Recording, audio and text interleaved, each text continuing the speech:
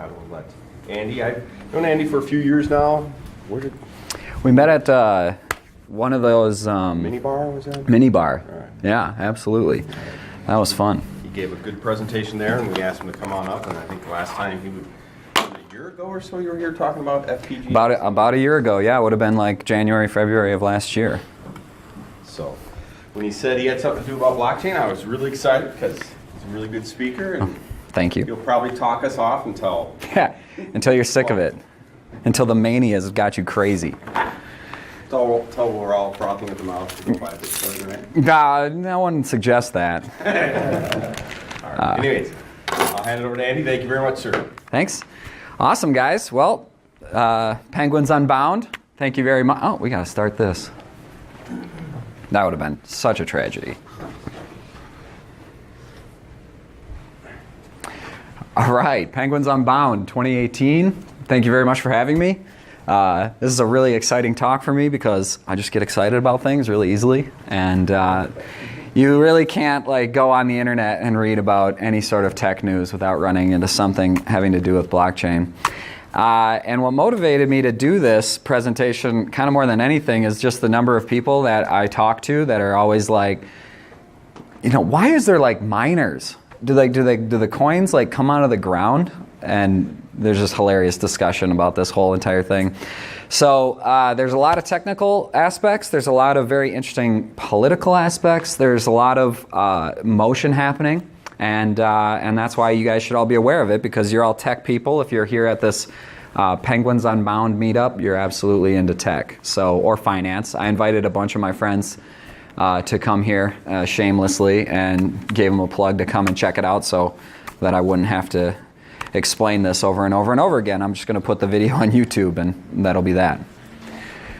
Okay, what are we going to talk about today? So there's some important background you have to understand to really appreciate why there's such a mania surrounding blockchain. We're going to go into depth on that. We're going to talk about the birth of blockchain, and we obviously have to talk about cryptocurrencies. Although this isn't really a cryptocurrency talk, it might kind of sound like one, but I tried really hard to make it not sound like a cryptocurrency talk. It's a blockchain talk. But the problem is the two are interlinked. We'll talk more about that. We're going to talk about core ideas and why you might choose blockchain over cloud for certain applications. That's a very big talking point. There's many applications we're going to talk about. There's many technologies we're going to talk about. And then I'm going to wrap it up with a couple sections on corporate blockchain, ICOs, and what we might see going forward. And I got this sweet laser pointer now, so that's going to just be great. All right, so what's the narrative here? The narrative is, where was I trying to go with this? I started tracking blockchain in 2013, and I started reading about it on the internet, and I'm a software engineer. I work for a company called Minitronics in St. Paul, and I write embedded firmware for medical devices currently. And I started reading about it, and I was just intrigued by the complexity and the sophistication, and also about the value of Bitcoin. I was really surprised to see something that I had heard about years before, you know, this idea of Bitcoin suddenly is worth real money. And how do you wrap your head around why that is? It's such a hard thing to understand.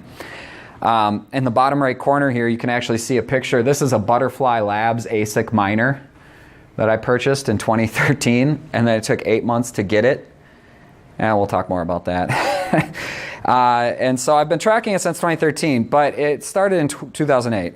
And so I was a little behind, and I'm kind of bummed about that, obviously. I'm sure all of you maybe feel the same way. But, you know, lo and behold, we're at the very beginning of this story in many ways. So the fact that you're here today means that you're on the right track to understanding what this all means. Another reason I really like this topic is because in computer software, what you find more and more is that you can make rules for arbitrary sophistication, arbitrary ideas. It doesn't matter what you think. If you can define a set of concrete rules about it and they're believable, it can be realized in software. And so there's this really interesting logical arbitrary complexity that can be applied, and now it's being applied to a public space. And it's going to, I believe, someday affect everybody directly.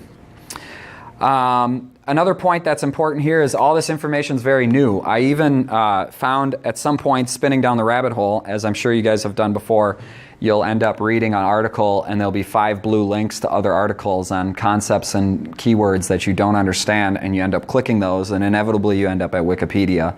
But what's funny is, then you start clicking the blue links in Wikipedia and you try and learn more and you're trying to understand what this all means, and you end up at these pages where there's like 3 sentences, and they're like, Wikipedia's like, that's all we got on this topic, sorry. So all this information is very, very new, and I tried really hard to organize all the information in a way that is something that you can follow logically and it is accurate.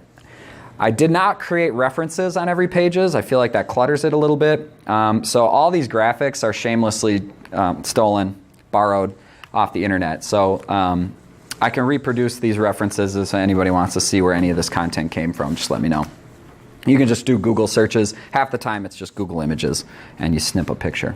A lot of the content came from Wikipedia and my knowledge of the space. Okay, so background. Let's get started.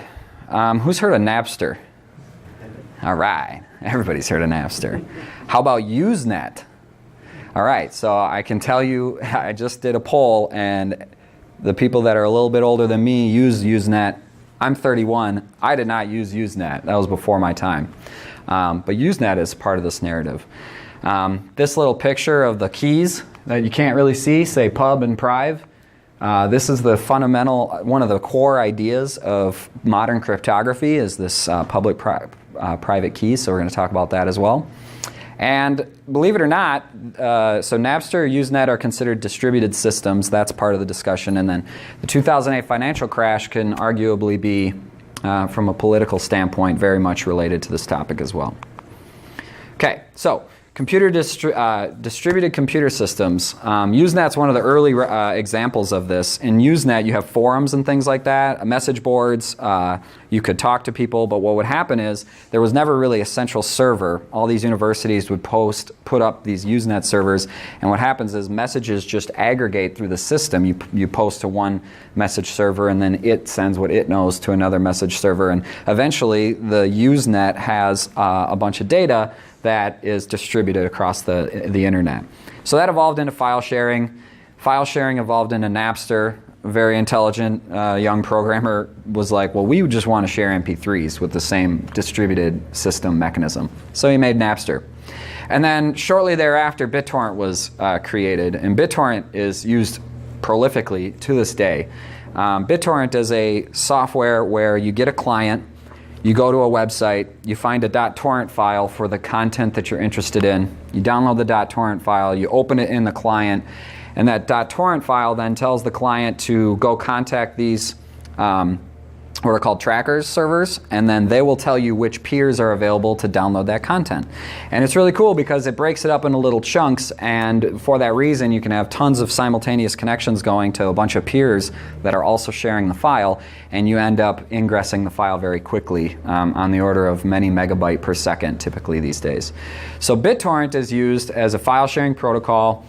In 2004, I found this, and I don't know how accurate it is, but I thought it was a staggering number. In 2004, 25% of all internet traffic could be attributed to file sharing on BitTorrent, which is crazy.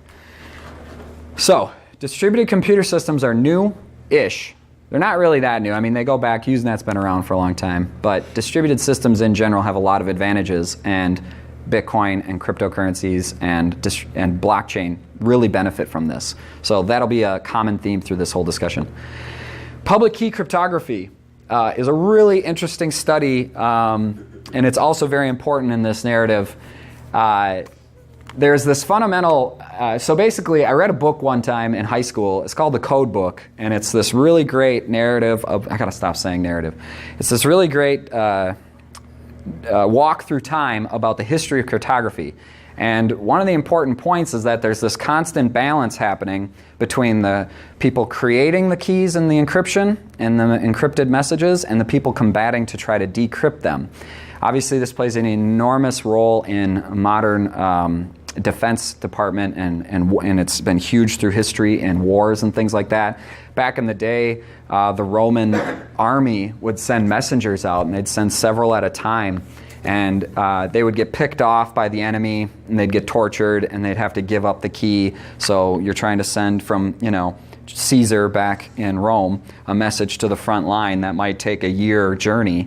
It very often could take a year journey to get into Europe, and you want to send this message, and you want to make sure that the message is encrypted so that if it gets intercepted in transit, nobody can understand what it means. You don't tell the general where to go and then blow the whole surprise attack or whatever. They even got to the point where they were tattooing messages encrypted on the messenger's head. They would do, you've heard of letter ciphers where you just substitute a letter for another letter, and then if the recipient has the key, they will be able to decrypt that message. They tattoo it on their heads, let the hair grow out so that it'd be tough to tell that there's even a message there. Furthermore, the messenger didn't even know what the message was because it's tattooed to his head, so it'd be tough to torture the messenger for figuring out what the message actually means.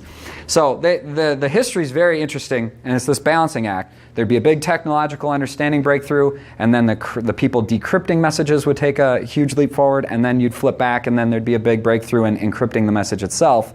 And that's happened on and off throughout history.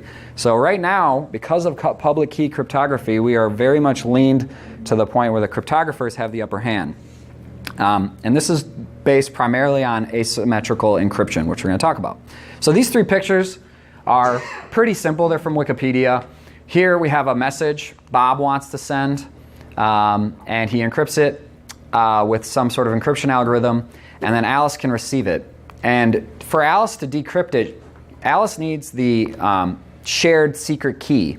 And so this leads to a key distribution problem.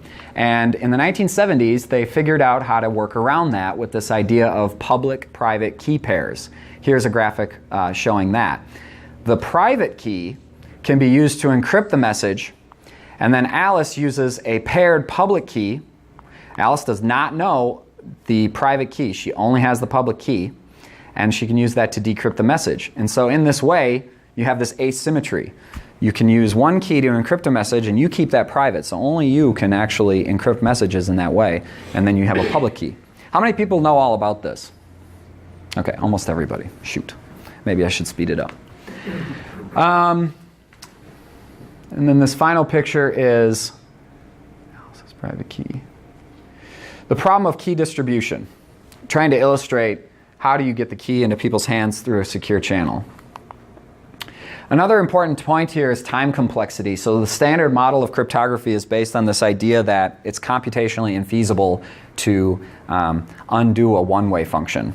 And there's this whole big O notation which can be used to describe these types of math problems. And there's a really interesting read about the P versus NP problem in fundamental mathematics, where the set of P problems are known to be computable in polynomial time.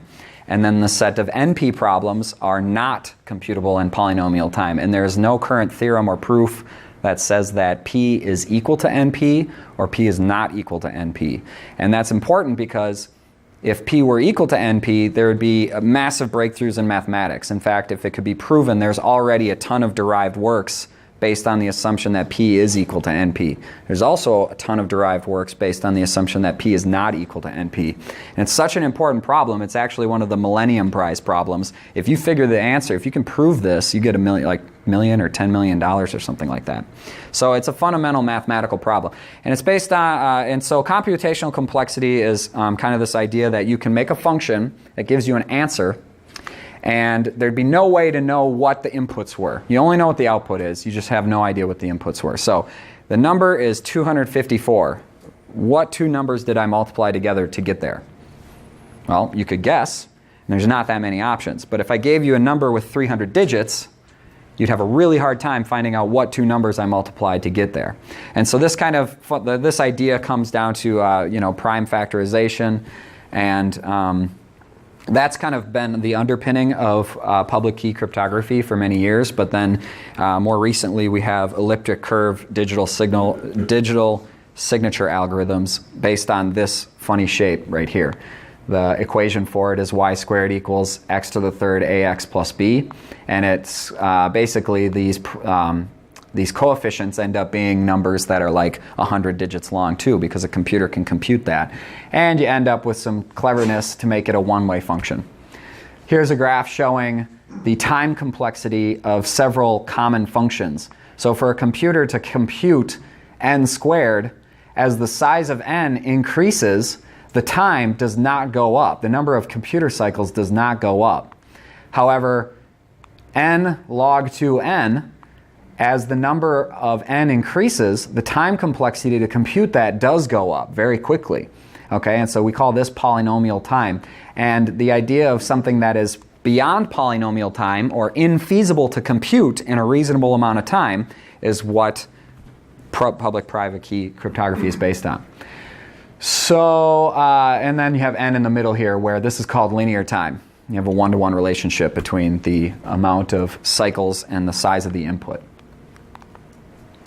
So a major breakthrough in the 1970s was the Diffie-Hellman key exchange algorithm. And you can take this. This is a picture from Wikipedia. I don't like this description as much as I was explained to it.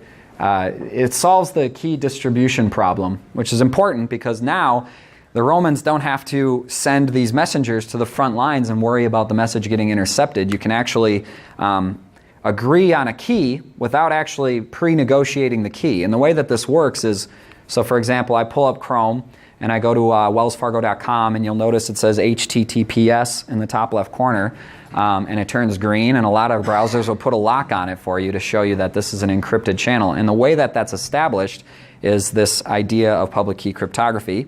And a more modern versions of the Diffie-Hellman exchange. The Diffie-Hellman exchange isn't really used anymore because it was from the 70s. Nowadays we have RSA, and from RSA there's been a number of newer, more sophisticated mechanisms that we're not going to talk about. But here's the example. I want to go to wellsfargo.com and I want to make it a secure channel, but wellsfargo.com is not going to just maintain a key that's shared between every one of its customers. It's not feasible. How the heck would you tell every customer what the magic secret is to send encrypted data between the two parties? So imagine it like this. You can imagine it like this, but I've heard about a better analogy. I have a message I want to send to Wells Fargo. I put my message in a box. I put my lock on the box. And so now this message is in a box and it's encrypted, as in you can't read the message. So then I send the box to Wells Fargo through the mail. The postman can get the box and he's like, well, shoot, I can't get this message because the box is locked.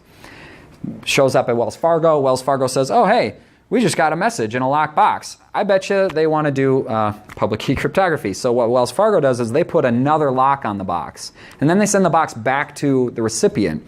And the recipient receives the box and says, oh, okay, Wells Fargo's game to play.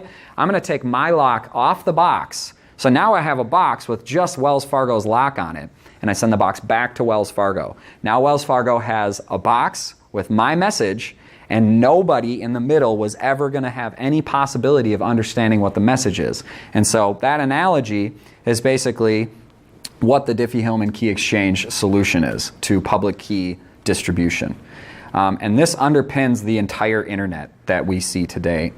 And so it's really important to appreciate how big of a breakthrough this was in the 1970s. All right. Basically what happens then, if you've encrypted your message, it's nonsense inside. You can't read. It doesn't make any sense. If you got your lock on it, so you send it over. It's not unencrypted inside the box, right? Right. It's an analogy. The message itself in the analogy would be completely encrypted, and so there, at that point, the data that's being sent, there is no unencrypted message. Encrypted at their end and send it back. No, they add, what's interesting, that's a good point. They add an extra layer of encryption, and the math allows you to do this. So now Wells Fargo receives the box with a single key on it, a single lock on it. So it's nonsense. But then they run their algorithm against the nonsense, and so now it looks like even more nonsense. And then they send that more nonsense back. And what's very interesting about the way the math works is I can take my nonsense off the message, and it still looks like nonsense to me. And then I send it back to Wells Fargo, and then they take their key off, and now it looks like the original message. It's mind-blowing. It's when I read about this, I was just like, I need to tell people about this. They should teach this in high school math. I mean, it's not that complicated. I mean, take 5 minutes to talk about it. Okay, so then we come to this idea of a hash function. A hash function is a function that takes any arbitrary digest. It can be any data, MP3s, text, any data. And you run it through a function, and it gives you a digest, the result. The digest is the input, the result is the output. The digest is always of a fixed length, and that's a unique property of this.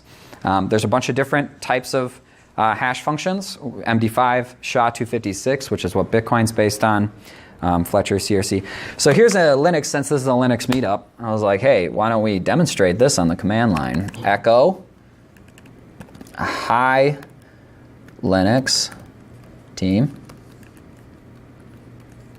Pipe that, to SHA-256. So this program's called SHA-256 sum. Boom.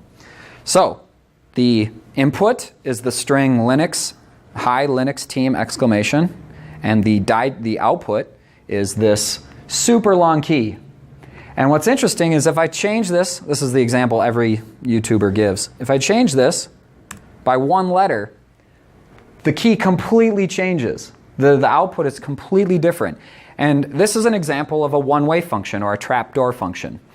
There is no way to be given this original number here, 88, ending with BE, and actually know what this input digest is. It's really important to appreciate how big this number is, okay? This number is so large, some estimates put it at, if you took the size of the earth, you took every grain of sand on the earth, and then for every one of those grains of sand, you have another earth full of grains of sand, and then you count up that many grains, that's potentially how big this number is. It is infathomably large, okay? And that's important because it's basically statistically impossible that I could find an input string that's had two different input strings that arrive at the same answer. In fact, I'm not even sure if it's ever been proven that there are two input strings that people know arrive at the same answer. That would be a good Google search to find out. I should have found that out. I don't believe that with SHA, certainly not with SHA-512. So now you have not a 256-bit number, you have a 512-bit number. I'm sure that 512, there's never been a proven two set of input strings or two set of input datas that actually arrive at the same answer. So this is a one-way function. This is very important. All right, going back. Okay, so there's a lot of hash functions. Now, Merkle trees. This is an important point because Merkle trees are used very commonly in blockchain. A Merkle tree is this idea that basically you have some data and you can break the data up. Let's say this is an MP3. L1, L2, L3, and L4 are 1 megabyte segments of the MP3. And then you run a hash on that 1 megabyte segment. So now you have a SHA-256-bit hash of that 1 megabyte segment. So you just have a 256-bit number, and they're all different. But then you can add those two numbers together, those two hashes together, and you can come up with another hash. And then you can add these two hashes together and come up with a top or what's called a root hash. And this is important because now I can take an arbitrary amount of input data and quickly compute whether or not every bit is the way it was when it was computed last time. So for example, if I take this MP3 and I send it across the internet, when I put the MP3 back together, I want to be very sure that the data has integrity. I want to be very sure that the data has not changed. Not even one bit in this data of 4 million bits has changed. And you can use a Merkle tree to quickly calculate that. So you just send the data, you send the root of the Merkle tree, and then boom, the other person on the other end of the pipe can very quickly realize, hey, this MP3 has been transmitted unobstructed. It's exactly how it was when they sent it. And that's very important for data integrity. So Merkle trees are actually making their way into modern file systems. Merkle trees are one of the core pieces behind Git, and it's one of the core ideas behind blockchain. Now, how does that top hash determine that what you got? You send that hash along with the message, or? Yep, you send the hash. So here's an example, the MP3 example. You send the hash, the root hash, and then you tell the other person that I took the input digest of one 4 megabyte MP3 and I divided it by 4, and I took those pieces and I ran it through a Merkle tree. And so now I can prove, just by the math, that if the top hash matches the top hash I sent with it, that the data has integrity. Yeah, I forgot to start with this. I love that you're asking questions. If anybody for any minute wants to pause and try and understand something better, if I fly past it, stop me. Okay, another important piece is a digital signature. A digital signature is a super creative way to, super creative application of a hash. And so it allows a message to be signed so that a recipient can guarantee that A, it was originated from the correct person, so you have proof of who originated the message, and you also have proof that it has not been altered in transit. That's very important. If somebody is in the middle fostering this data across the internet and they change some of the bits of your message, you can detect that. And basically it's based on, public-private key cryptography. So here's an example of 3 Linux commands to demonstrate this. We're not going to do this right now. PGP keygen generates that public-private key pair.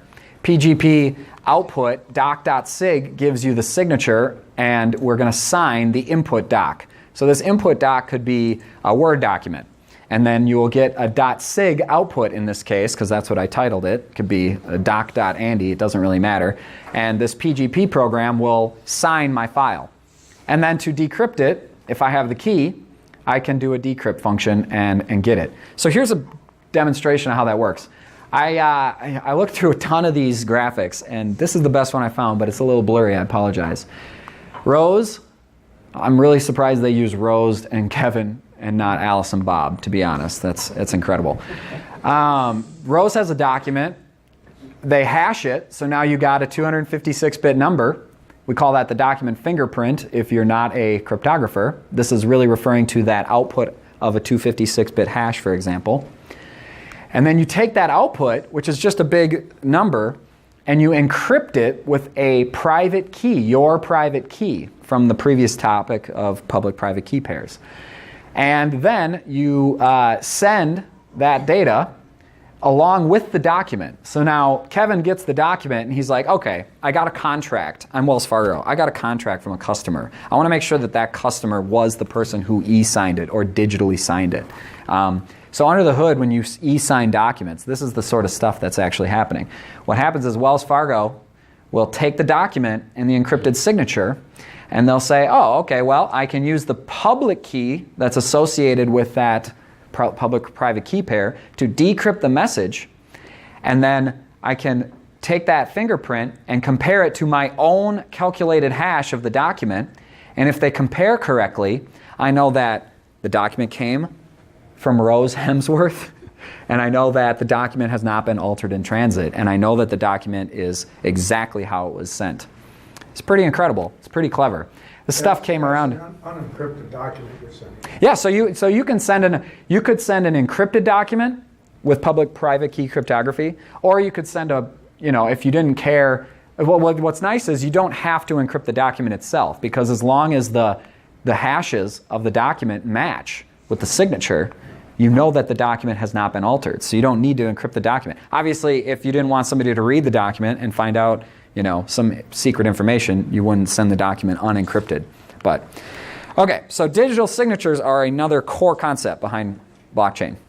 Do we have a clock in here? Yeah, it's 10:30. Awesome. All right, so 2008, there's a financial crash. And if you read about it, I'm not super into finance, but if you read about it, the fundamental problem was the crash exposed was in the book and record system who owns what when. And this was specifically in the derivatives market of home mortgages. So banks would package up a mortgage, they would resell it, and then the actual accreditation of that was kind of getting faked and stuff. There's that awesome movie about it. You can learn all about it. But the fundamental concept is who owns what when. And that's kind of one of the things that the Satoshi paper, which we're going to talk about in a second, kind of points out. We want to know exactly what the state of a system is with pure transparency. And so the financial crash, although it's not directly stated in the Bitcoin paper that set this whole thing into motion, It's definitely something that's kind of in the background. Also, the concepts in banking and where does money come from, and why are we able to just use quantitative easing to control interest rates by printing more money. These are all concepts that are important here. And then blockchain kind of is derived from this global desire to remove the middleman. So we're going to talk a lot about that also. So, birth of blockchain. All right. This is a snippet of the paper. If you go to this website, this is the paper that literally started everything. Bitcoin, a peer-to-peer electronic cash system by Satoshi Nakamoto, who remains anonymous. People have claimed that they are Satoshi. I haven't really tracked it. Maybe everybody's agreeing that somebody said they're Satoshi and they are the one who published it, but I don't really know. I haven't followed it. But read this first sentence. A purely peer-to-peer version of electronic cash would allow online payments to be sent directly from one party to another without going through a financial institution. And if that were just the abstract and they stopped right there, it would have so much weight. But then they go, just that statement has a ton of weight. That's a crazy statement to actually wrap your head around. Think about how many transactions are dependent on Visa or dependent on this bank over here. It's everywhere, right? And they're all taking a cut of those transactions. So this statement is pretty profound. They published it to a cryptography forum, whoever Satoshi is. And then a bunch of people started reading about it, and they're like, wait a minute, we should just implement this. And so the open source community got together and made the Bitcoin software. So, what is Bitcoin? I'm going to get a glass of water. No, I'm not. Never mind. What is Bitcoin? Bitcoin is a cryptocurrency. It's a worldwide payment system. It's the first decentralized digital... Thank you. Is the first decentralized digital currency. It works without a central bank or a single administrator. It is a peer-to-peer transaction, takes place between users directly without an intermediary. This idea of a digital cash is not actually new. There's this eGold, Floods, Benz, DigiCash. There's all these other efforts beforehand that had mild success. But the big breakthrough is the blockchain behind Bitcoin. So Bitcoin is a hybrid of several important technologies with the need for a blockchain. So those technologies we just talked about, how you transmit data securely, how you guarantee that the recipient is the recipient you're talking about. Thank you so much.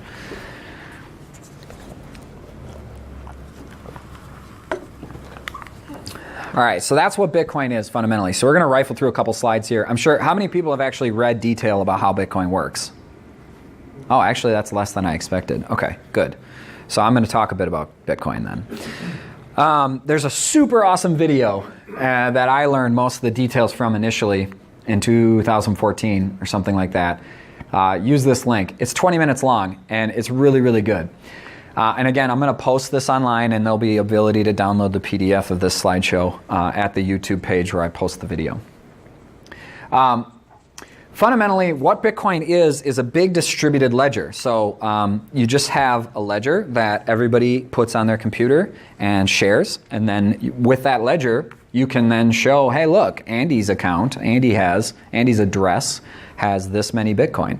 And with that, you can say, hey, my address has this many Bitcoin, so therefore I'm going to be able to send you at this address this many Bitcoin. So under the hood, it's actually pretty straightforward from what the actual data sets are.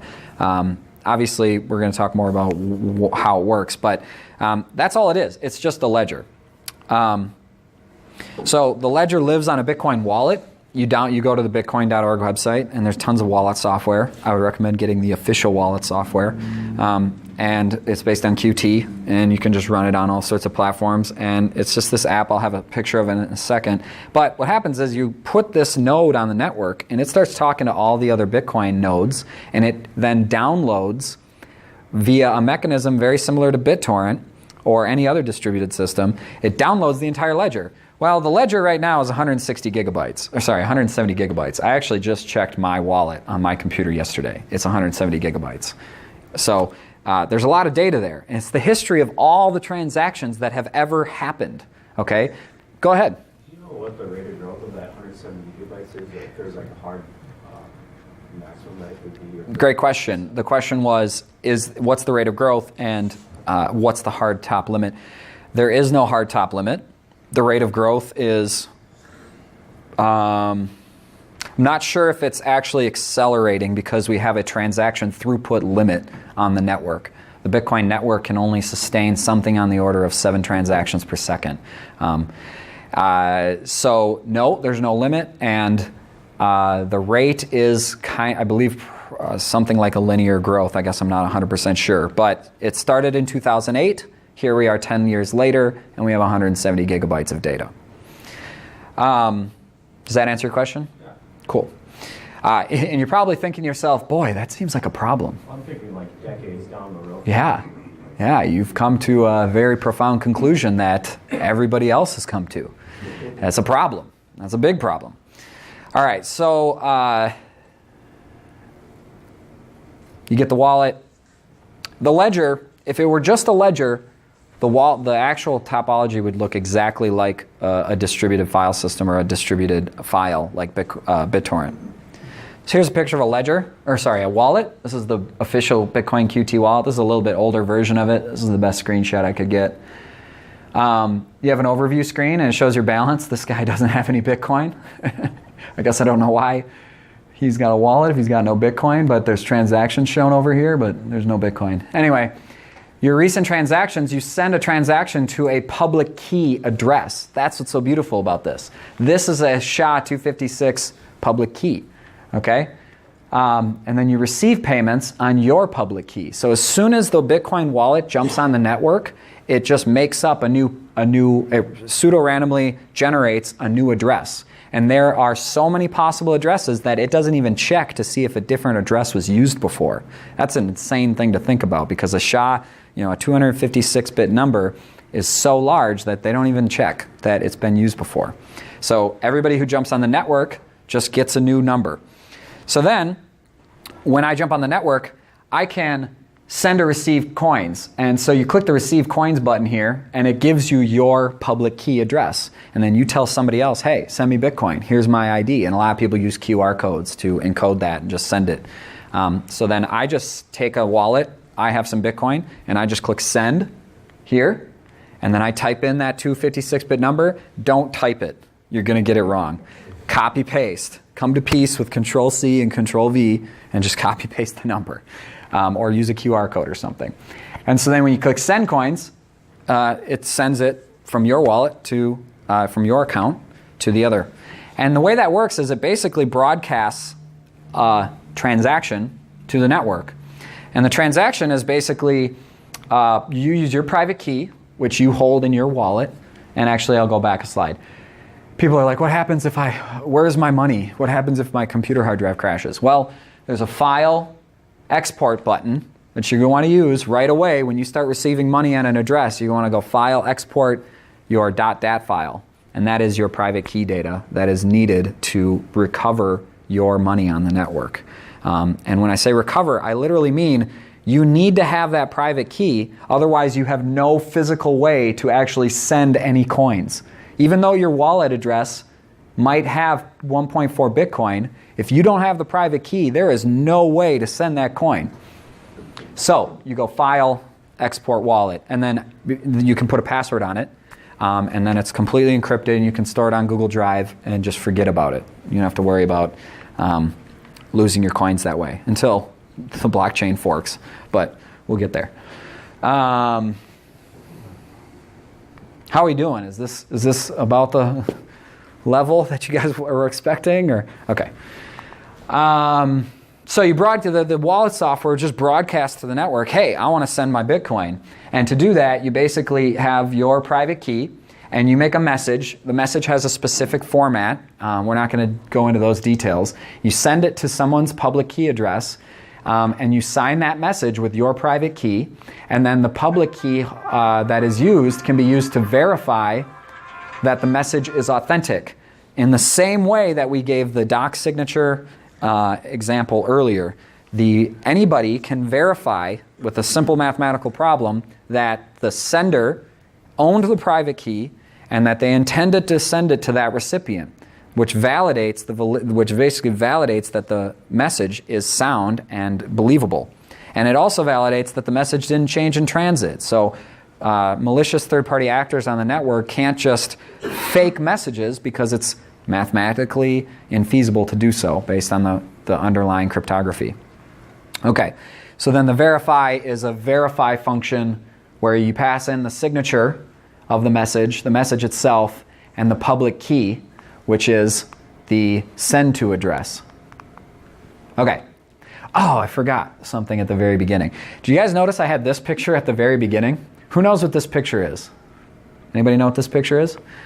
This picture, although it's on the first slide, and the first slide says blockchain, this is not blockchain. This is actually the definition of a Bitcoin. A Bitcoin is not a single thing. You can divide a Bitcoin into 100 million subunits. The smallest subunit, 1/100 millionth, is called a Satoshi, because the guy who made it. And what happens is when new Bitcoins come into existence through mining, their ownership or their fractions of ownership are just chained together in the ledger via these public-private key pair transactions. Okay?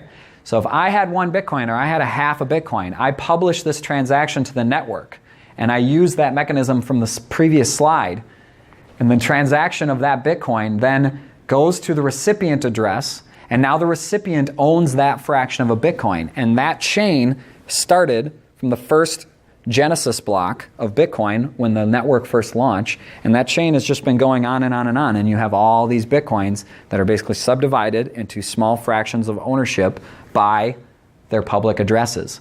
And you can prove that one address intended to send data to the next address purely by the public-private key pair. So, this is something that, might be a little more detail than we need, but the transaction can actually use up multiple inputs from previous transactions. So if I have 1 Bitcoin in my wallet, that might be the sum of 2 transactions of a half a Bitcoin. So for me to send my 1 Bitcoin to someone else, I need to then reference in my message that I create to broadcast to the network the 2 input transactions that showed my wallet account had that money. And so if you kind of extrapolate from this, you can prove via this kind of chain, but again, this is not the blockchain, we'll get there. You can prove that this ledger shows that that person, that Bitcoin existed, it shows its provenance, and it shows how its ownership changed through time, and then when you want to do a transaction, you just reference the proof in the sequence that says you have that Bitcoin and you send it to the next person. It's actually really creative. There is no coin. All it is a chain of ownership of a fictitious value of coin. Go ahead. When you say anybody can verify, I mean a part of the people involved. Okay, so the wallet software does this for you. So when you launch the wallet software, you download the entire chain, literally 170 gigabytes of this data, and then it takes like 24 hours. It's very inefficient in that way. And then your wallet software on your computer will crank through those transactions all the way up from the beginning of time. It cranks through, and it has kind of checkpoints along the way. And then once the software gets up to the latest transactions, today's transactions from right now, it's synchronized with the network. And then once it's synchronized, your wallet knows the value of your address, and it knows the value of everybody else's address, and your wallet then can participate in the network. Sorry, I might not have made that clear. So that's an interesting point. That's a great thing that you brought up. This checkbox down here represents whether or not my wallet is synchronized with the network. And then just like cell phones, it's got a bars here to show how many peers you're connected to sharing this blockchain. Okay? Thank you for that question. Okay, so if we have this transaction chain, and all it was a big distributed chain of events, it would look a lot like BitTorrent or any other distributed system. The issue is there's this concept called a double spend problem, and this is what leads to mining. So let's try to describe that. With a distributed ledger, what would prevent a user from attacking the network by double spending a Bitcoin? This is the fundamental reason miners exist. So try to understand it. So say I send money to Japan, and again, that video that I referenced at the first slide about this does a tremendous 20-minute job of explaining this very, very technically and with really great graphics. In fact, this graphic came from that video. So go check out that video. Say I send money to Japan, I receive goods, and then I send the same Bitcoins to my neighbor before they've heard about the Japan transaction.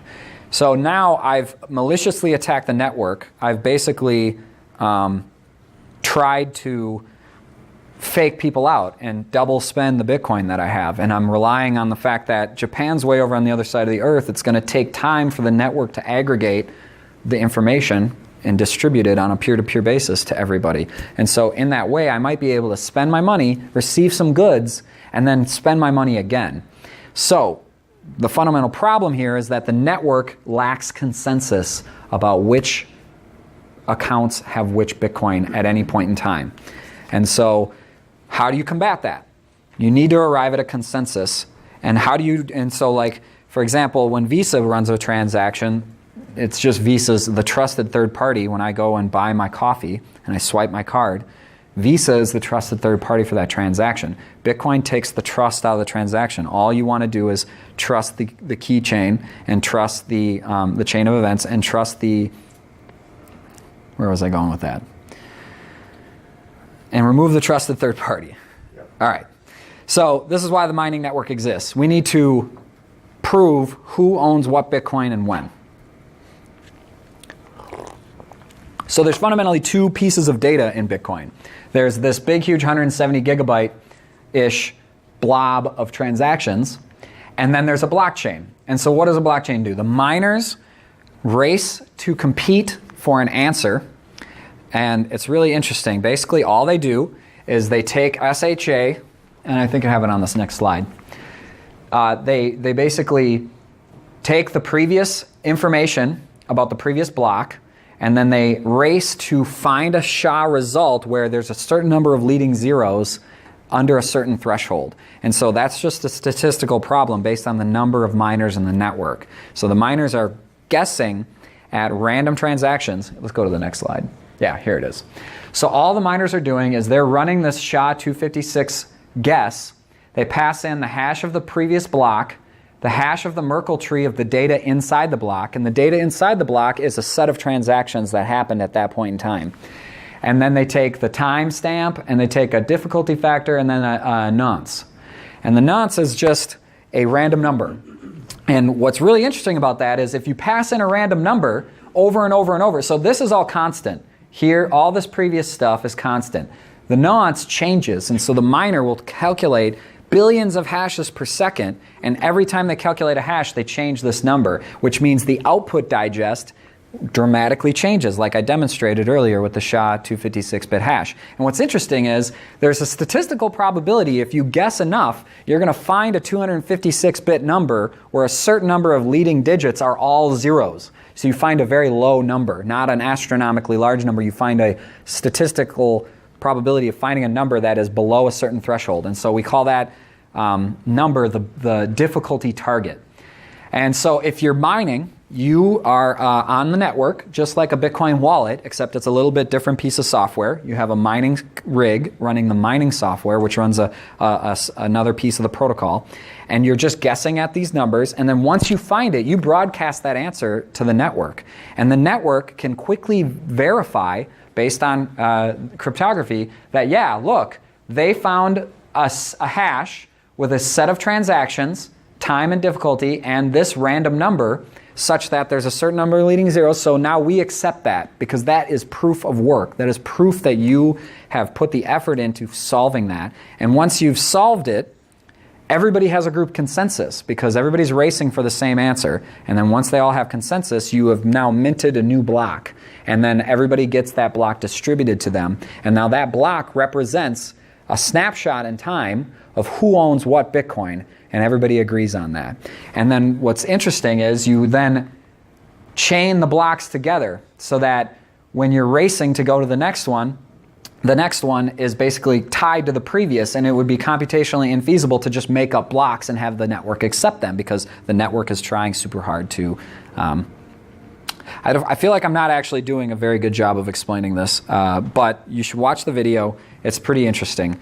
And I think I have a lot of other things to talk about, so we're going to kind of skip past this because it's not that important until you go learn a lot more about it. Okay, so this is hash cache is the first thing that actually was used in this manner, and emails were actually, when email spam goes out, there's this problem where you could just have a computer that just spans the early internet full of emails. So this person came up with hash cache. You have to calculate a number of SHH sums to prove that you're not just a random spammer. And so now the computer effort to publish an email is such that it's prohibitive for a spammer to just spam millions of email accounts. And so this was one of the early mitigations for email spamming, and it's the same idea in Bitcoin. The idea is called proof of work.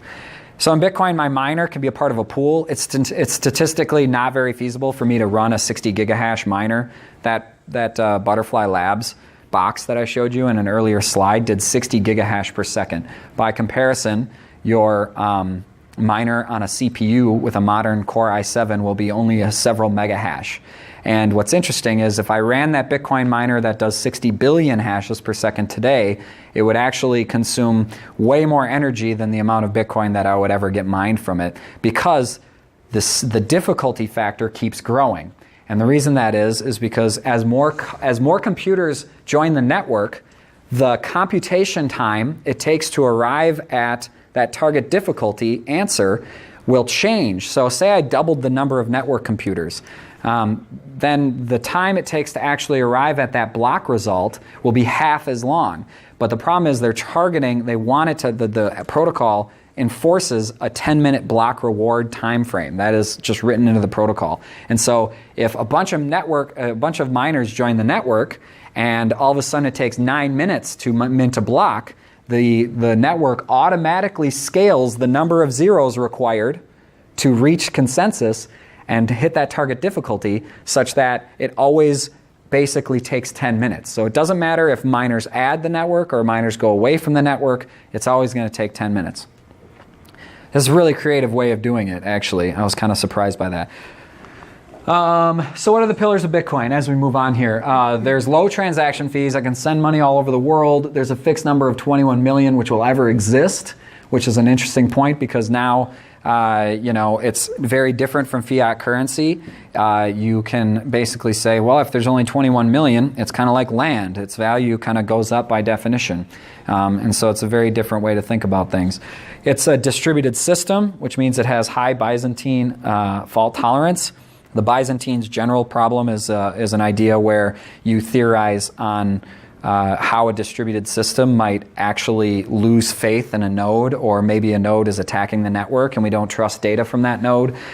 So you can read about that, but Bitcoin and blockchains have very high Byzantine fault tolerance. This is a very important thing to make sure that everybody agrees on the data and the data is intact.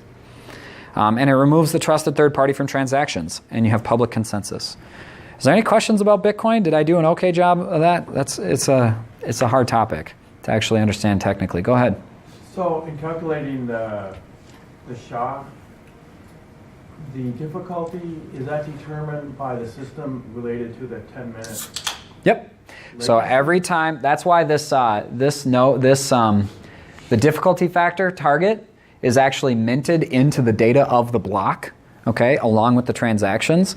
And then the software automatically says, okay, the timestamp shows, hey, this block took this much time relative to the previous. Well, now our whole network's going to agree that the new target difficulty needs to change so that it realigns with 10 minutes. And so that's built into the software to automatically happen. Go ahead.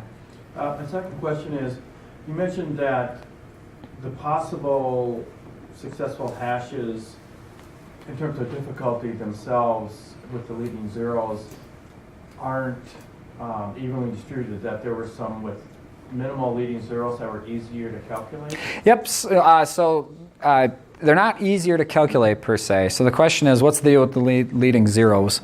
The leading zeros just gives you statistical probability. If I take 10 trillion hashes, there's some statistical chance that I'm going to find a number where it's 128 leading zeros and then numbers after that, right? There's always a statistical chance. And so all that's happening is the network has a total number of hashes per second. And based on the total number of hashes per second, which is astronomical, you have a statistical time frame where you're going to arrive at a number with a certain number of leading zeros. As the answers come in every 10 minutes, the network tunes the system such that the number of leading zeros requires changes to make it more and more difficult to find the answer, and then you always end up at a 10-minute time tick. Did I answer your question? Yeah, a little bit. I was just wondering if early on there were easier hashes. Yeah. So early on, the difficulty factor was very low. So there was not that many leading zeros needed. And so because the computer network of it was very small initially when they started it, maybe it was a gigahash total. At one point in time, it was very small. And in that case, if there was 100 leading zeros, it might take a gigahash rate 1,000,000 years to find an answer. But they tuned it such that it's very easy to find an answer because you only have this much computer power. And then as the computer power grows, the difficulty factor gets harder so that it always arrives at the answer to statistically around every 10 minutes. It's actually a remarkable idea. And so that's kind of outlined in this Satoshi paper, and that's a very big breakthrough. The whole kind of pieces of the puzzle are all very interesting. All right. And so pillars of Bitcoin. So this is an important point, and I don't want to spend too much time on it because we are like flying through the minutes here. Some of the initial benefits have been lost. This is kind of my opinion. One of the early advantages of Bitcoin is that you could send it anywhere, and it would be this low transaction fee. And while that's true, the transaction throughput is not very fast. It's only tens per second. Visa's throughput can go 2,000 to 10,000 transactions per second immediately. And so Bitcoin kind of lacks a realistic basis to actually be money in the future. So that kind of gets back to your original question in the back there. Well, wait a minute, there's 170 gigs of hard drive space needed and everybody needs a copy of that. That's not reasonable. That's another problem. Furthermore, it doesn't go very fast. So there's that point that you just made. Also, I'm going to take this moment to point out Mt. Gox. Mt. Gox is called Magic the Gathering. Who's heard of Mt. Gox? Okay, and it's funny because a lot more people have heard about Mt. Gox than any of these other topics that underpin the technology. And that's because people who don't like Bitcoin, or well, not that they don't like it, it's big news to say Bitcoin got hacked. The fact is, Bitcoin, the protocol, has not gotten hacked. It never has. What got hacked is, for example, Mt. Gox wrote their own wallet software, and they had a web interface for it. Okay, and so if you write your own wallet software and you put everybody's private keys on a single server, and you give it a web interface, if somebody hacks your system and they get all the keys, in a moment's time they can just send all the money all over the place and distribute it into the system, and now you have lost everybody's money. So Mt. Gox was one of the earliest online exchanges of Bitcoin digital currency, and it blew up overnight, and they couldn't keep up with the demand, and they didn't have the corporate IT infrastructure to actually secure their website, and it was one of these classic problems where just the IT infrastructure of a company got hacked and lost everybody's private keys. So in general, if you have a lot of Bitcoin, it behooves you to keep your private keys offline, because then if it's sitting on my computer and I have my password on it, there's very little chance, there's no chance if it has my password on it that anybody would run away with my keys and steal all my money. But if your money is in Coinbase, which everybody uses nowadays to transfer money around in Bitcoin, and Coinbase gets hacked and all your money's in a wallet that Coinbase owns the private keys to, boom, all your money can disappear. And what's a very important point about Bitcoin, it's one of its biggest values and it's one of its biggest cruxes, is that there is no central authority you can call and say, hey, my Bitcoin got stolen out of my wallet. There's nobody you can call. If the money gets stolen out of your wallet, that money's gone. Furthermore, if you send a transaction and don't get the goods received that you expected to get, there's also no way to reverse the transaction. You would have to force the recipient to actually send the money back to you. But and maybe there's litigation you can do in U.S. courts to make that happen. But in general, transactions are final. You can't undo them unless the other person sends it back. So Mt. Gox got hacked. No, Bitcoin did not get hacked. The fundamental cryptography that we've been talking about is completely sound. There's no, the NSA doesn't just like have a workaround. I hear a lot of people say, oh, well, the NSA knows how to crack modern cryptography. And maybe that's true. I doubt it, because the leading researchers at MIT and Stanford, all believe in it. And the NSA, it's just a mathematical limit. The NSA is not going to just beat physics, okay? So right now the cryptographers are ahead. There is not some way to just magically work around the system. The system is very sound. So Bitcoin didn't get hacked, but you hear about it a lot in the news. Happens all the time, actually. Somebody's holding a bunch of keys for other people, and then they get hacked and lose all the money. Bitcoin did not get hacked. Another fundamental problem with Bitcoin is the amount of power it uses. This number is staggering. It's 32 terawatt hours of power, which is about as much energy as Denmark uses continuously. That's how much computer power is going into the mining. Now, Visa's system, which does way more transactions, is much, much less power. It's tiny, tiny fractions of the amount of power. In fact, one Bitcoin transaction could potentially, based on estimates, require 250 kilowatt hours, which is enough power to power a normal house for like 9 days. So one transaction burning your house electricity for 9 days. Think of how unbelievable that is for green energy and this whole idea of sustainability. It's not sustainable. And so that's kind of the number one reason I would tell people, you heard it here, don't invest in Bitcoin. So they need a better algorithm. They could have chose any algorithm. They have an arbitrary problem with an arbitrary solution. All that matters is you arrive at it at a certain amount of time, and everybody agrees that solution is true, and there's ways to verify it. So there's a ton of other ways to do that, and it doesn't require miners cranking billions of SHA-256 hashes per second trying to race to an answer. So those are called consensus algorithms, and I have a couple slides on those as well. So let's change the topic. The explosion of cryptocurrencies is obviously in the news. Everybody knows about it. I slapped up they have some really great graphics though. Like I like IOTA. Litecoin's like a 5. Ethereum's like an 8. That's a sweet graphic. And so this is just a small spattering. There are hundreds of coins. The top 15 or 20 are worthwhile looking at. Here's a website called coinmarketcap.org. And it shows the last 7 days of the value of these cryptos relative to each other. You can sort by total market cap, price, volume, and the total circulating supply. An important point here is that, for example, XRP has a star next to it.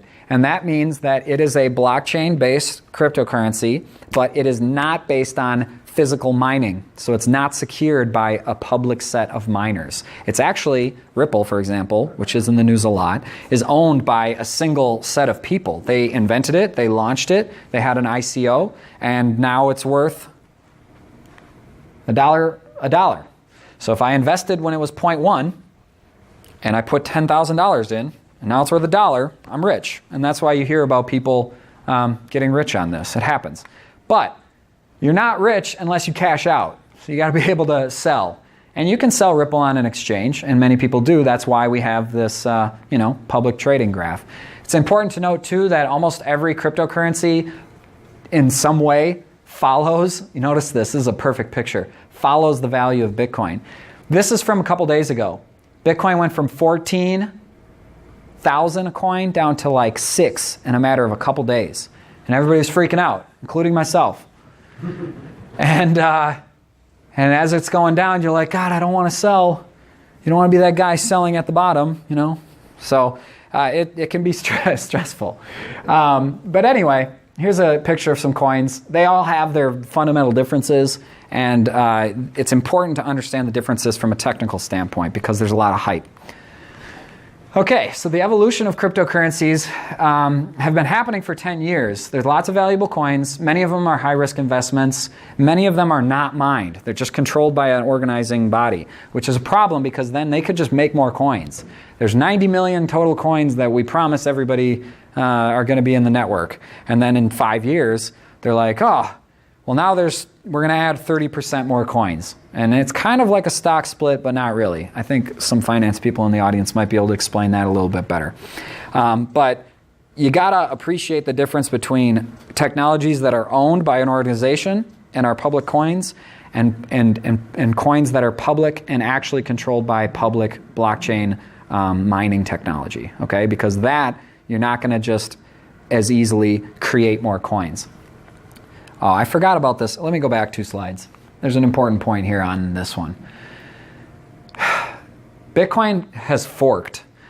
The miners disagree about what technological improvements we should make about the protocol. What happens then? Some miners mine on the new protocol, other miners mine on the old protocol, and now you have what's called a hard fork. You literally have 2 different blockchains where some people are participating on this one, some people are participating on this one. So that's why you kind of have to pay attention to your wallet software. If your cryptocurrency forks, you have to decide with your wallet software what you're going to do. Are you going to participate in this one or this one? What's interesting is fundamentally when Bitcoin forked, there was a famous Bitcoin fork that caused Bitcoin Gold to come into existence, or sorry, Bitcoin Cash. There's another one where Bitcoin Gold came to existence. Ethereum forked very severely. We'll talk about that. And at that point, you've doubled the total number of coins in existence. And so now Bitcoin Cash, I owned Bitcoin before the fork, which is crazy because now I suddenly arrived at 4 Bitcoin Cash and I had 4 Bitcoin at one point in time. And that's interesting because one of the early pillars of a blockchain is that it wouldn't fork and that its value would then go up over time because you can't just make more Bitcoin. Oh, wait a minute, you can. That's kind of why I'm saying some of the initial benefits have been lost because of this problem with forks. A soft fork is a different type of fork where basically it supports backward compatibility. Okay, back to the... Okay. There's very interesting regulatory implications for this. I don't think I've researched it enough to talk about it too extensively, but we'll talk about it a little bit at the end. So what are the core ideas? What are the pillars behind blockchain? Moving away from crypto now. Blockchains are secure by design, high fault tolerance. They're good for processes that require a ledger. Can you think of any processes that require a ledger? I don't know. Just about everything that happens is a process that requires a ledger. In finance anyway, in our daily lives. You can track the provenance of ideas. There are shared immutable data sets, so unchangeable data sets. It represents one source of truth for all parties.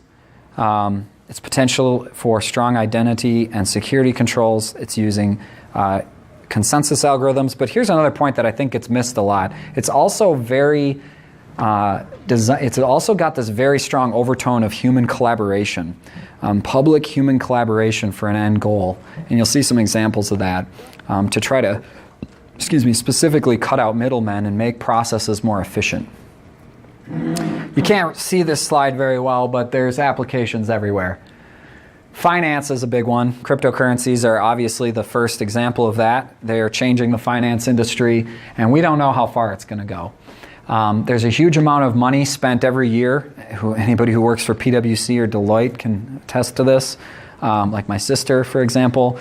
There is a lot of effort that goes into auditing finance, and blockchain is something that might completely change that because now you have this group consensus of what the books look like. And there's a fine line here where we start talking about the difference between a public blockchain and a corporate blockchain. A corporate blockchain might only be accessible by permissioned parties, and you can grant levels of permission just like when you log in on a computer with current technology. And so in this way, a corporation might own a blockchain internally to prevent fraud within their own corporation and to make it much, much easier to audit the changing of hands of value within the company.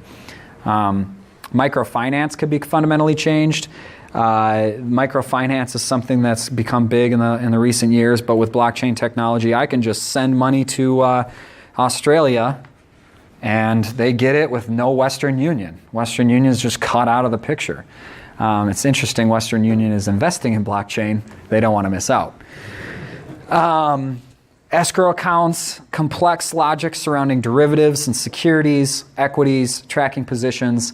And another very important point for finance is that if you have blockchain and you have permissioned access, and it's corporate blockchain, it's internal, A regulatory body like the government can come in and potentially very quickly audit your books. Obviously, there's a lot of missing software there. We don't just go from blockchain to federal government auditing central banks with this technology. There's a hell of a lot of software to be written that doesn't exist yet, but the theories are all there. The fact that you chain events together and there's no mathematical way to unroll them because they're all signed together is very powerful. Okay, EHR, electronic health records. I work for a medical device company, and I'm telling everybody I can at the water cooler, hey, guys, we should be aware of this because electronic health records might change due to this technology. There's more complexity because of HIPAA compliance. You have to keep data at rest encrypted to keep people's health records safe. And also, there's a bunch of fragmented mechanisms for passing your records around. A lot of places will just say, hey, bring paper records and we'll give those to the doctor. Well, that's very cumbersome.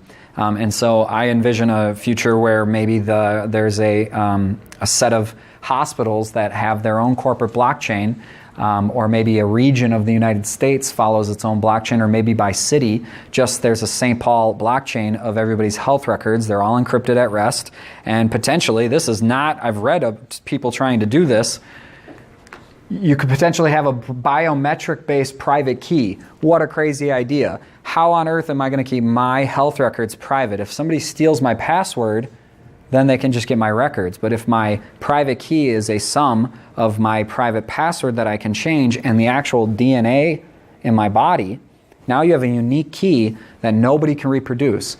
The only way they would be able to reproduce is if they steal my blood or my skin and then steal my password. And maybe a workaround for that is the idea that your hospital or your personal doctor or your family members would know your key, but they wouldn't have access to your DNA. So then when you get shot and you arrive at the hospital, they can take your blood and call a family member and sum those to the private key, which would then allow them to unlock all of your electronic health records right there on the spot, and there'd be no problems with accessing the data in a time-critical situation. So, heavy-duty, forward-thinking concepts there.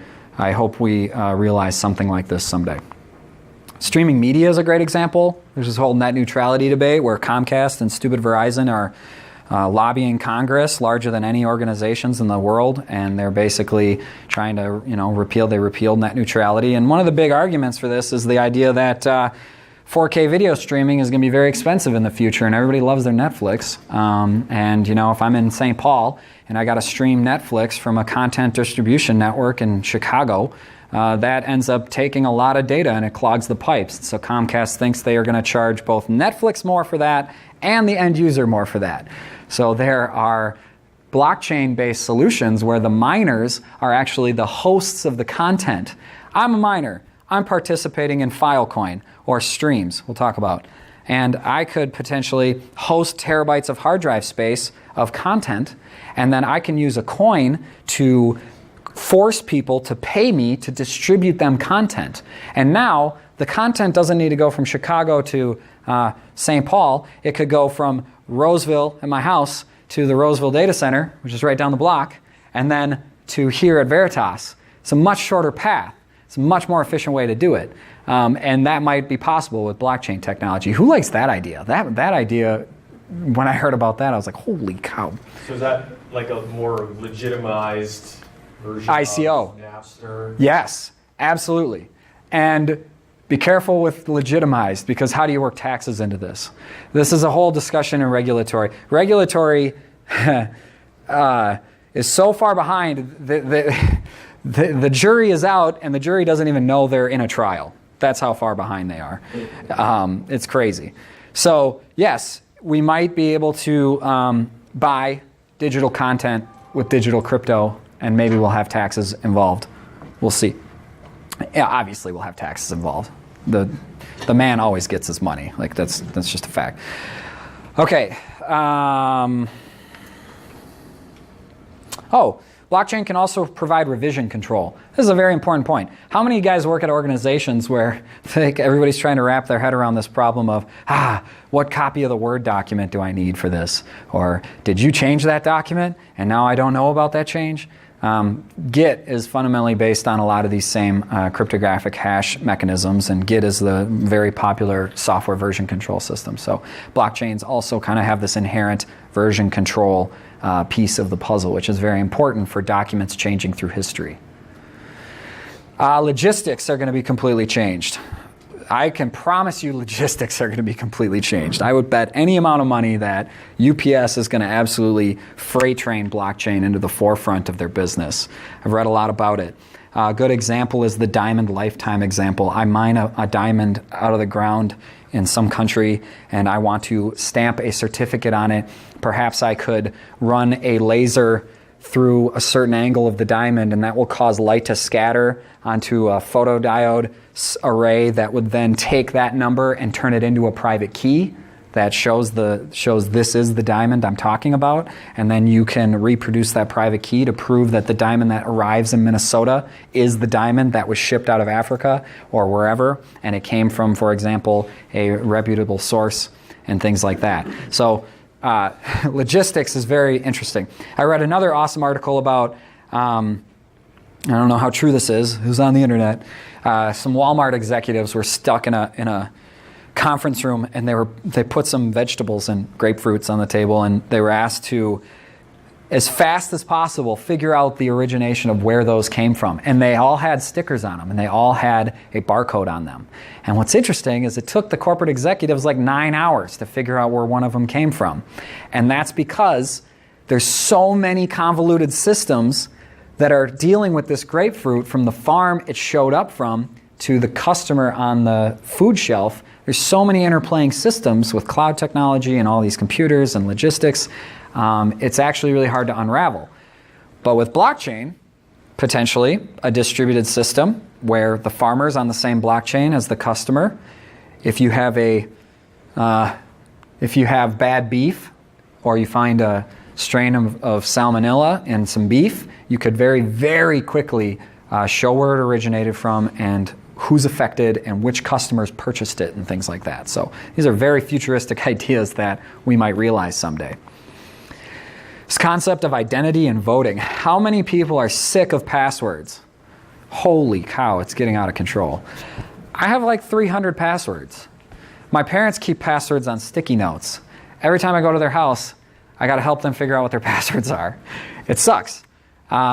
So, Google's like, hey, we got the Google Authenticator, two-factor authentication. That's very powerful. We're going to actually build authentication into our browser because it's such an obnoxious thing. We're going to actually provide single sign-on APIs to allow third parties to just rely on Google's authentication mechanisms. And so this is not a concept that's going away. And so the root of identity is something that potentially could be put on blockchain in a public way, and computer systems around the planet might, or regions, or just St. Paul, depending on how the laws end up working out, you might have a blockchain for the Midwest, and it holds identities in some fashion. I mean, that's you come up with a legitimate way to do that, and you're going to be just super wealthy, because it's kind of a really hard problem to solve.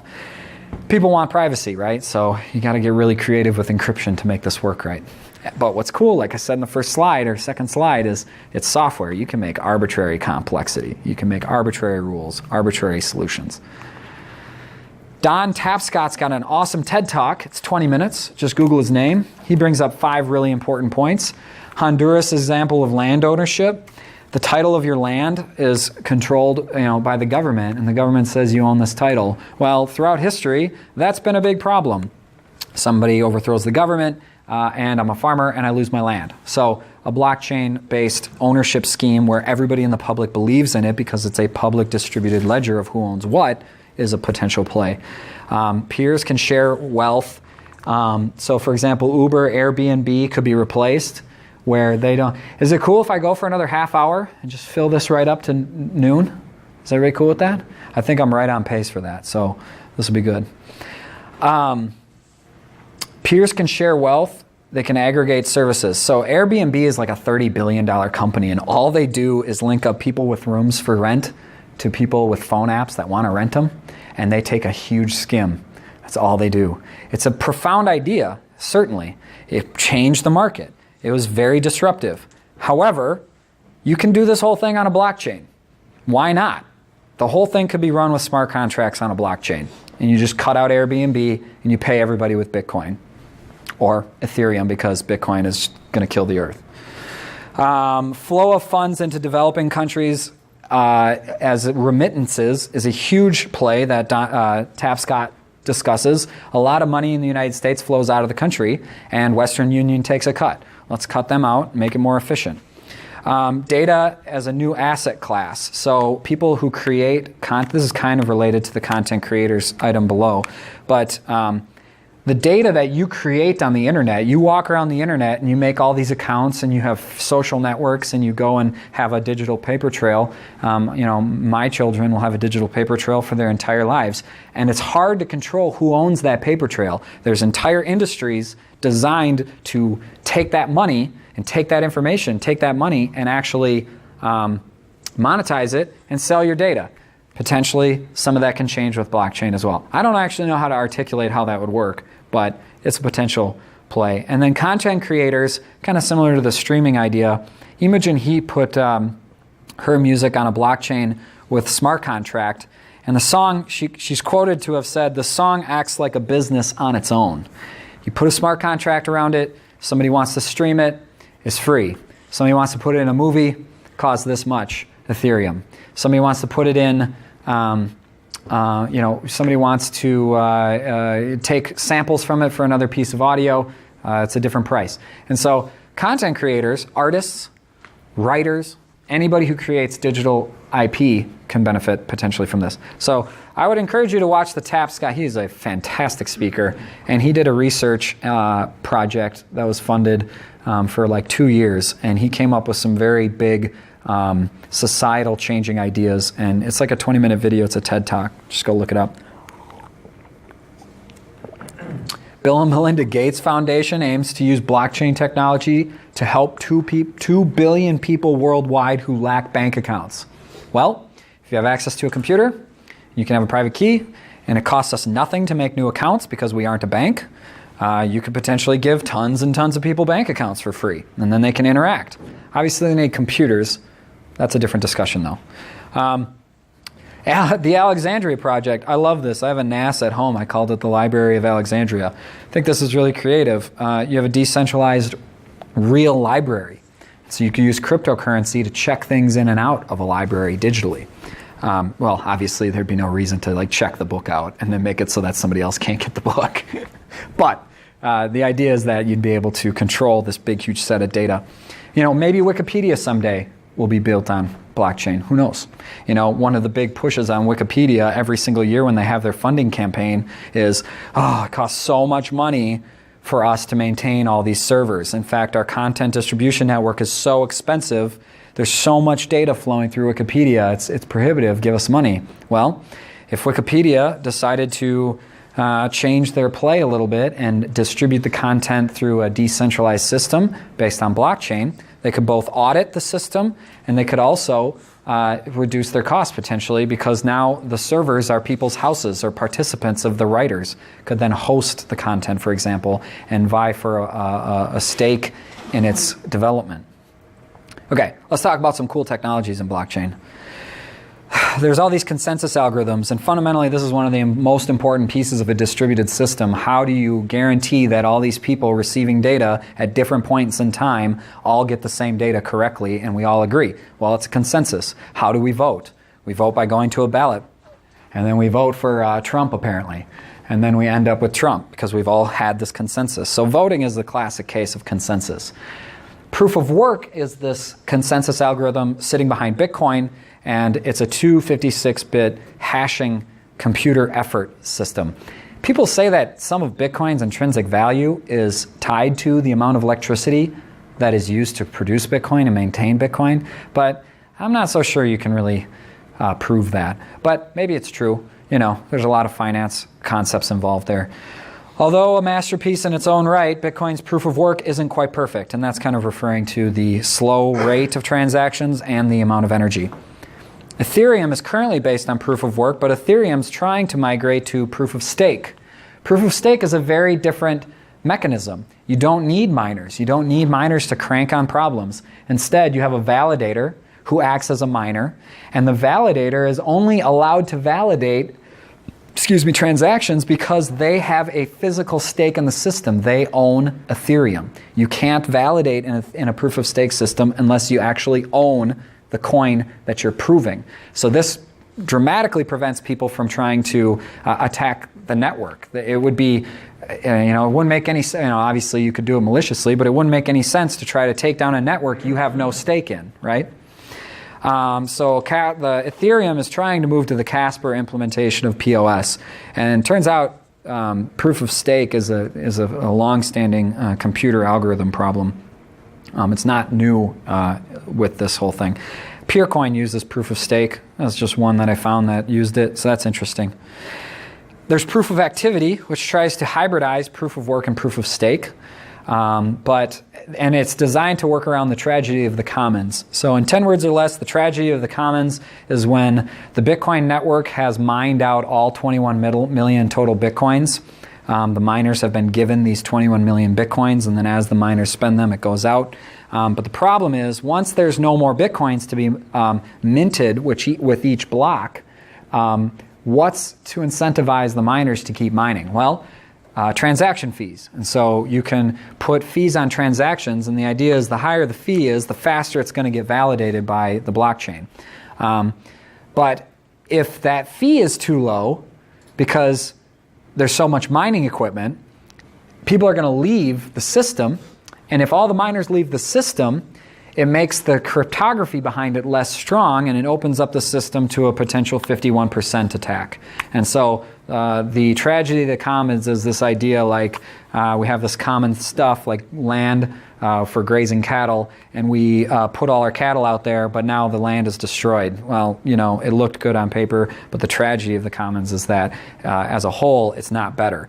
And so for Bitcoin, it could potentially lead to 51% attacks. And so you have proof of activity, which is trying to combine proof of work and proof of stake to avoid this sort of problem.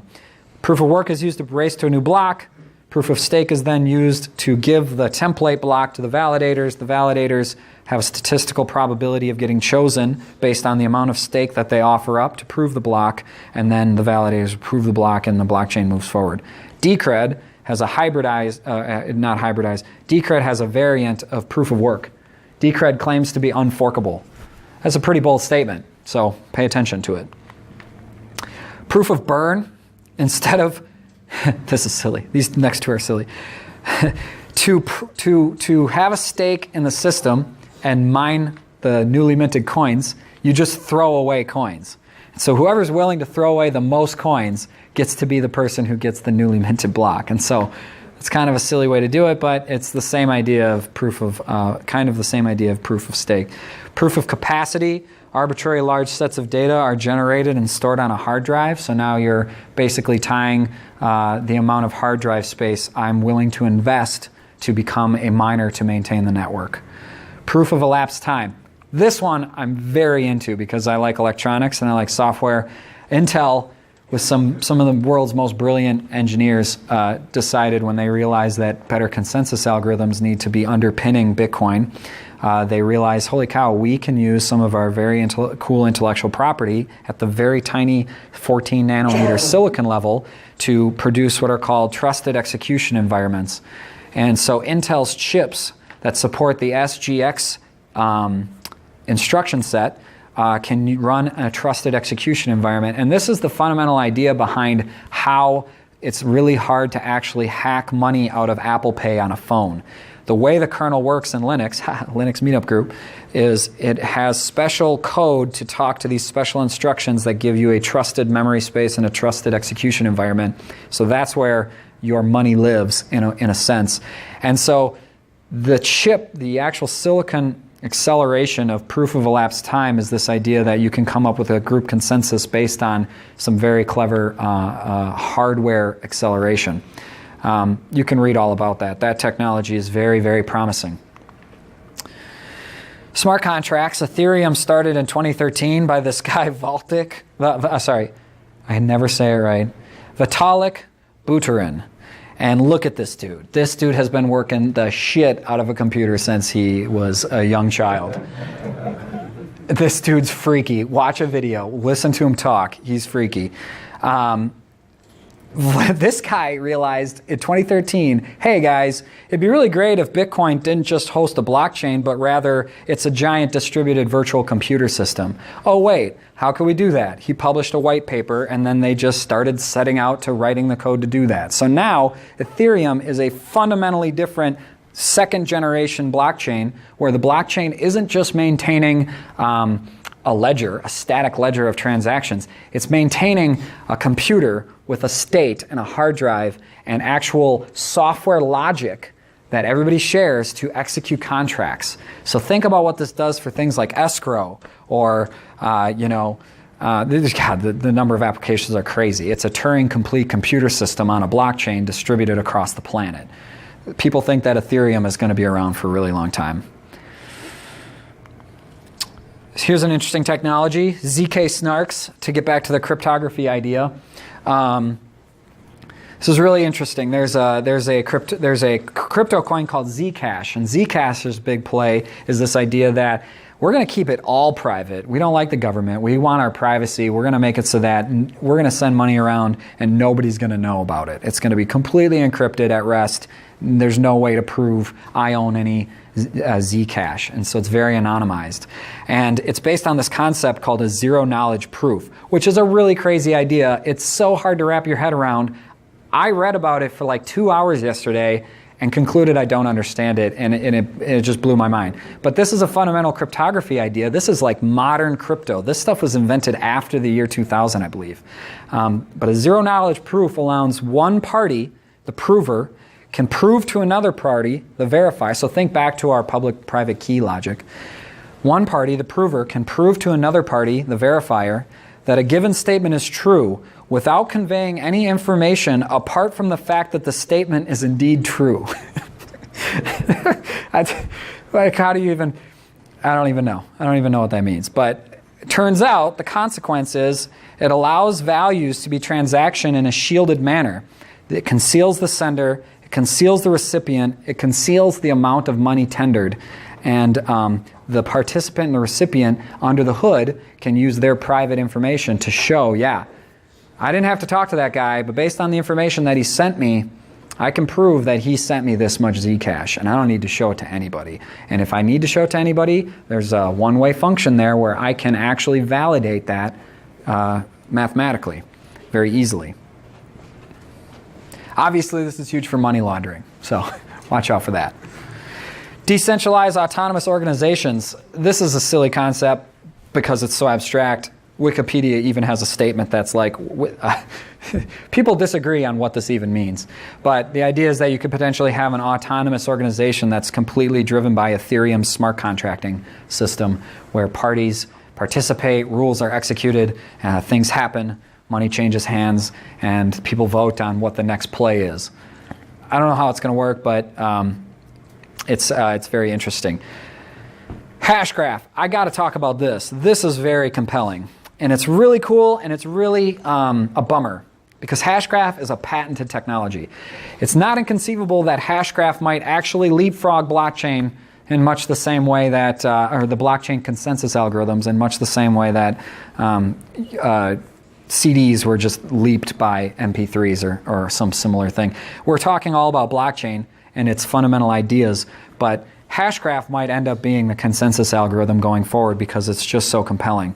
The idea is that all the nodes on the network gossip to each other about what they heard from someone else. And so you think of the water cooler idea at the office. You go to the water cooler and you start a rumor. And then throughout the day, people meet at the water cooler and the rumor spreads. And it's kind of like an epidemic. When you get somebody sick, you have this epidemic avalanche problem where all of a sudden 2s turns into 4, turns into 8, turns into 16. You have exponential growth of who knows what. And so what happens is nodes start gossiping, and then there's some really clever math that I don't fully understand either. But what happens is you can then, these are nodes on the network, and this is time. And all that happens is everybody shares with everybody else what they think happened and who they heard it from. And with this system, you can back calculate the truth of what really happened. It's really crazy. And so at any point in time, Carol, at this node, there's a path through here that is the true history of what happened. Okay? And so in the same way that we chain blocks together to prove consensus through time, this does it on its own based on really clever math, and it's purely based on gossip and in a mathematical algorithm. So there is no mining. The data just disperses through the system, and the way the software is written is you can actually arrive at a common history of what really happened just by people spreading the word about it. So Hashgraph is very, very compelling. It's owned by a company. You have to pay for it. It's possible that this company, they're called the SigWit or Sig, I don't even remember. I don't even remember how to say their name. I should have put it on here. But you just go search Hashgraph and you can learn about it. And the reason I say it's really fast, 250,000 transactions per second, is because everybody's always talking to each other. And so these nodes are just sending messages back and forth. And what's important is when I receive data, I just look at the history based on what that person told me, and I can mathematically prove the common history that everybody agrees on, and I don't need to actually go talk to everybody. So now you have nodes that are across the planet sharing data, and you all come to the same statistical conclusion about what happened. And you don't need every node to talk to every other node, and you don't need a subsystem of miners to mint chain together blocks. So this is very, very compelling.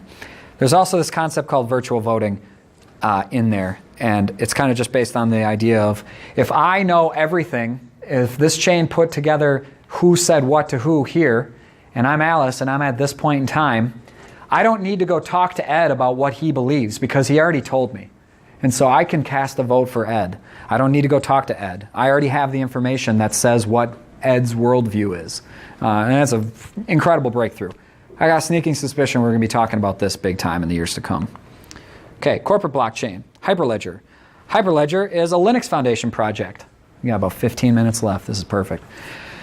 Hyperledger is a Linux Foundation project, and it's trying to tackle corporate blockchain. And it's important because corporate blockchain has a lot of different needs than public blockchains. So for example, it doesn't make any sense in a corporation to have every person's personal computer to have a 170 gigabyte database on their hard drive just to validate if something's true or not. And so Hyperledger will break things down into master nodes and slave nodes and actors and consumers and these crazy software concepts. But all the same ideas are there. You want to be able to come to a group consensus. You don't want to have to download the whole history, etc. You need to have low transaction power and cost. So this kind of relates back to the Hashgraph idea, where you have low power and cost, and some of these other proof of some of these other consensus algorithms. The permissions are based on data access. You need to have permissions in a corporate blockchain. Of course, you don't want the shop floor workers to be able to go muddle with data that the executives deal with, for example. Programmability is a must. Interoperability is a must. Reliability, high throughput, strong security. So there's lots of needs. It's very complicated to design a blockchain, much less a cloud system that meets all these needs. Hyperledger is actually introduced by a number of organizations, and the Linux Foundation, because they do such a good job with Linux, was chosen to be the steward of this open source technology, and now it's backed by Intel, Oracle, Cisco. Giants in industry are funding this project because they all see that it can help us. JP Morgan Bank is involved, which is crazy because that's a very stark contrast of things you'll hear out of Chase Bank or the executive of whatever bank who just put down the technology. JP Morgan is jumping into the technology. So that's a very interesting asymmetry you should try to follow in the news when you start hearing about it. Which financial institutions are for Hyperledger and which ones are not. Because then that spirals back into regulation and what the hell the laws are surrounding all this stuff. Fabric is their blockchain. Burrow is a client to build to specification the Ethereum virtual machine. IRA, because I've never heard that word said, is for mobile. Sawtooth is an entire stack built on the Intel technology called proof of elapsed time, based on their silicon acceleration of a consensus algorithm. So that's something to definitely watch going forward. Cello is a deployment tooling. Composer is a prototyping. In fact, if you're a software engineer, you can make a blockchain in a sandbox at the Composer website, the Hyperledger Composer website, and you can follow a tutorial and you can make a blockchain in like a couple of hours, and you can launch it in this kind of sandbox. So check that out. That's pretty cool. Hyperledger Explorer is something for viewing the blockchain. So like there's a website you can go to, and you can actually go search an address on this website, and you can see everybody's transactions with that address through history. There's a website that just gives you that. So that's like an ability to just peer into the blockchain at any point in time without needing the wallet software, and just look at whose accounts own what value in Bitcoin. So just Google that and you'll find it. That same idea here with this Hyperledger Explorer. You need the ability to peer into the state of the blockchain through time for regulation and audit and stuff like that. So the production release came out in 2017. That's how new this is. This is a brand new technology. This is just hitting the market. Protocol Labs is a worthwhile organization. They are the people behind Filecoin. Filecoin was an ICO. It's trying to disrupt like Dropbox and Google Drive, and they raised like $250 million for that in an ICO. And they have a bunch of other really interesting technologies that they're working on to advance the internet with advanced protocols. Another one that's interesting is this multi-formats. Multi-formats is an idea that I can make a file and I can have the file be self-describing such that it's easy to be upgraded in the future, and I don't need to preconceive. I don't need to write software that's aware of the file. I can just have the file be self-describing, and I can have the file tell a piece of software how to deal with it. And so that's kind of an inversion of control concept. Microsoft Word only knows how to deal with Word documents and a handful of other documents that it knows how to deal with. You could potentially write a piece of software that generically interacts with these multi-formats, and you don't need to have a specification of the software. The document itself describes how to interact with it. So now we're going to finish up with ICOs. Does anybody know what the DAO is? Nobody. This is a remarkable piece of history. We'll talk about it. Yes, the space is a mess. I like ICOs, though. A lot of people really think that they get a bad name in the news because everybody likes to just hype it and say, oh, well, this ICO raised this money and everybody's going to lose their money. It's a Ponzi scheme. That's people who call this stuff a Ponzi scheme say that because they don't understand it. And so I would encourage you guys to, point them to this video on YouTube and tell them to try to understand it, because it's not really a Ponzi scheme. Certainly there are some ICOs that were actually explicitly designed to be a Ponzi scheme and nobody knew it, and then they took on $50 million and it vanished. Okay, so definitely that exists, but when you come upon an ICO that actually provides intrinsic value, pay attention, because maybe they're the next Airbnb replacement or something like that. Any other points on here? Yeah, typically in an ICO, there's two fundamental types of tokens. It's a way to crowdfund an effort on the internet, just like Kickstarter, except now we're going to tie our entire business to a cryptology blockchain coin, and we're going to issue this coin initially, and it's going to have this much value based on the markets, and through time, maybe your value will go up. But there's two major types of coins that people issue. Utility tokens and asset-backed tokens. So there's two fundamental points there. A utility token is something that doesn't actually have intrinsic physical value. It's just a concept. Asset-backed tokens are tokens that, for example, represent commodities. So for example, I might make a water token someday, and it represents the value of water. That would be something compelling, for example. Utility tokens purely fictitious. So when you look at an ICO, try to figure out, are they initially offering a utility token or an asset-backed token? So this is kind of related to tying the coin's value to something real. when a lot of ICOs dry up, I think a lot of the ICOs will disappear because it's just a market saturation problem, kind of like the beer industry in the Twin Cities. There will be lots of litigation. You're going to hear a lot about it in the news. The DAO is one of the first big ICOs to hit the scene. They had a $150 million crowd sale of their coin. It was a whole smart contract infrastructure based on Ethereum. And Ethereum, the smart contracts basically got hacked right out the gate, and $150 million was drained out of the system, and nobody knew why. It was because these people found a flaw in the software surrounding the smart contracts, and then they just stole all the money. It's not that Ethereum is at fault, it's that the writer of the smart contract didn't do it well enough. And so what's funny is because that was such a fiasco, the Ethereum community decided to fork before the money was stolen. And so now the Ethereum that you see today was forked from the Ethereum where all the money was stolen. And the Ethereum that had all the money stolen is called Ethereum Classic. And that's worth, if you check it out, that's worth some hundreds of dollars. And then the Ethereum where Vitalik kept pushing the technology forward, basically the inventor pushed this fork forward, and now that one's worth about $1,000 right now. So that's an interesting piece of history. They had an ICO, it bombed, it completely screwed up the idea of this Ethereum virtual machine, and all the people involved in Ethereum are like, well, we're just going to fork it. Now we have two blockchains. Here's a picture. This is a great graphic. This is on Wikipedia. This is a picture of the amount of money invested in ICOs in the past couple years.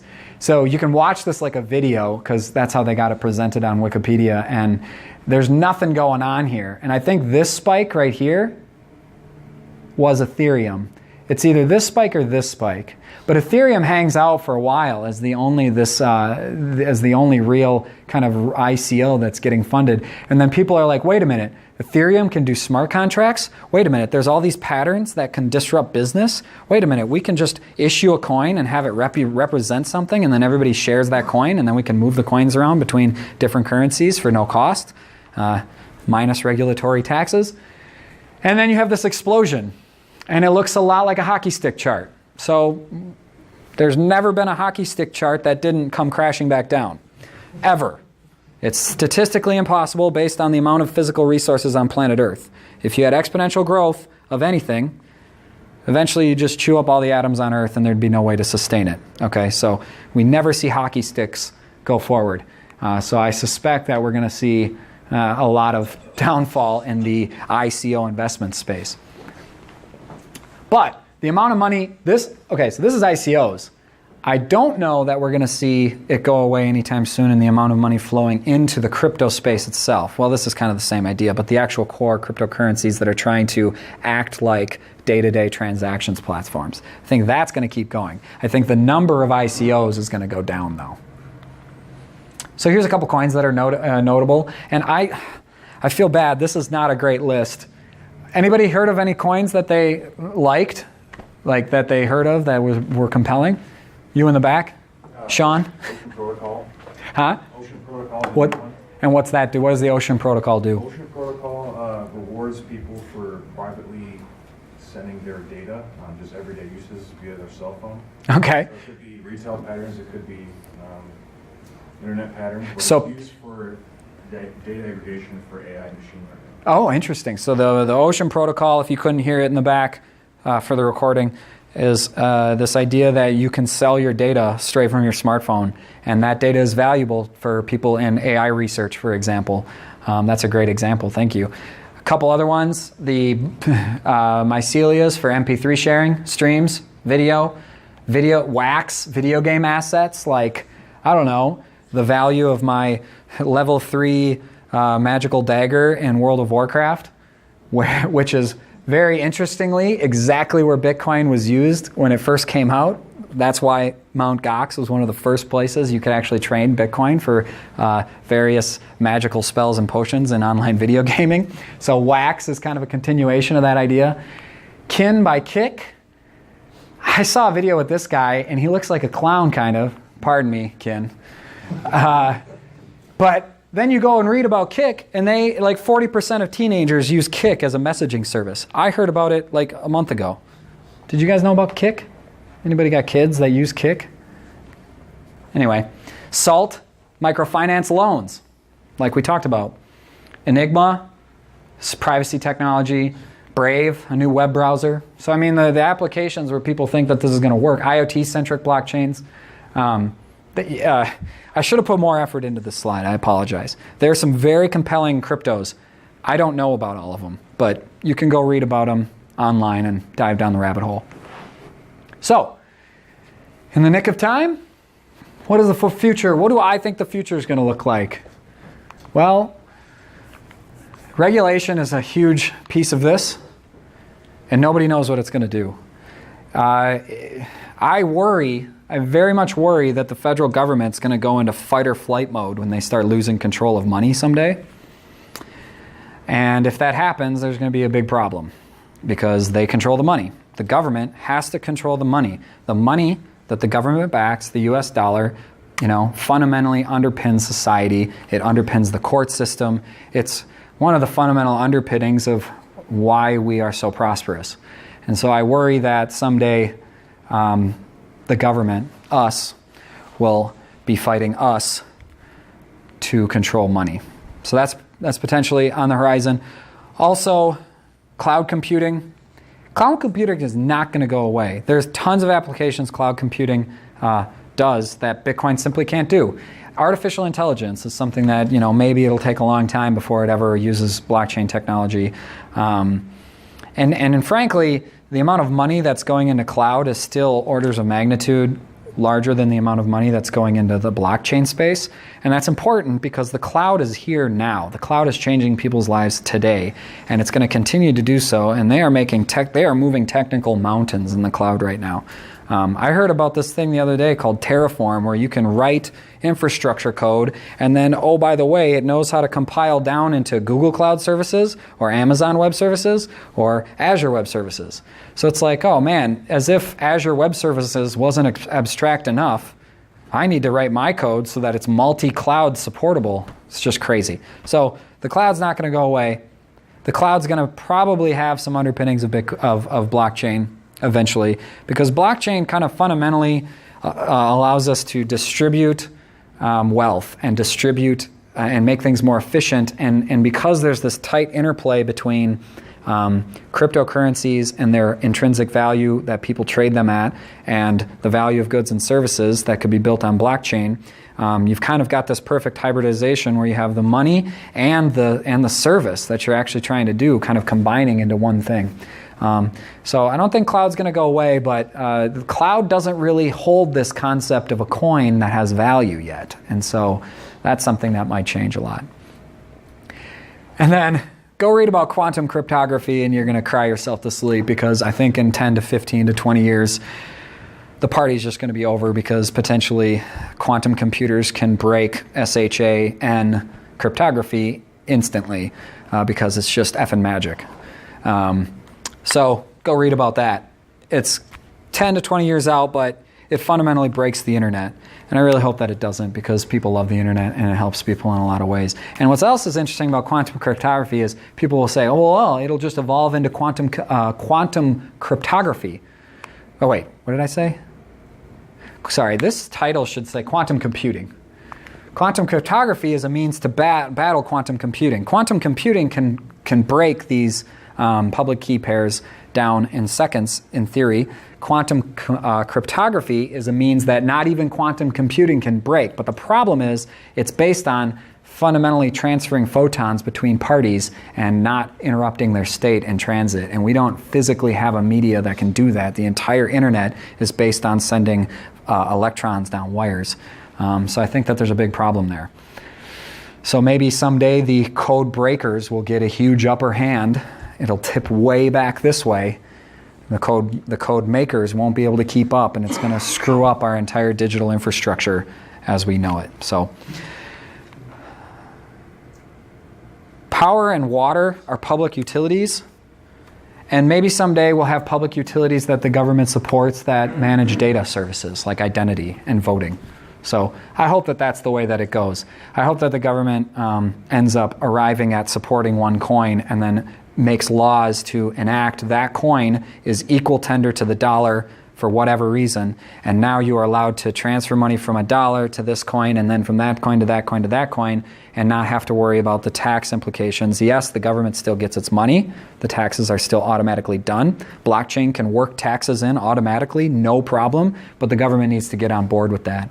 And so if I can give you one takeaway from this meeting, ignore the hype, try to understand the technology, and try to be an evangelist for reasons why this can actually help society, and try to understand why it's going to disrupt a lot of people and it's going to potentially displace millions of jobs.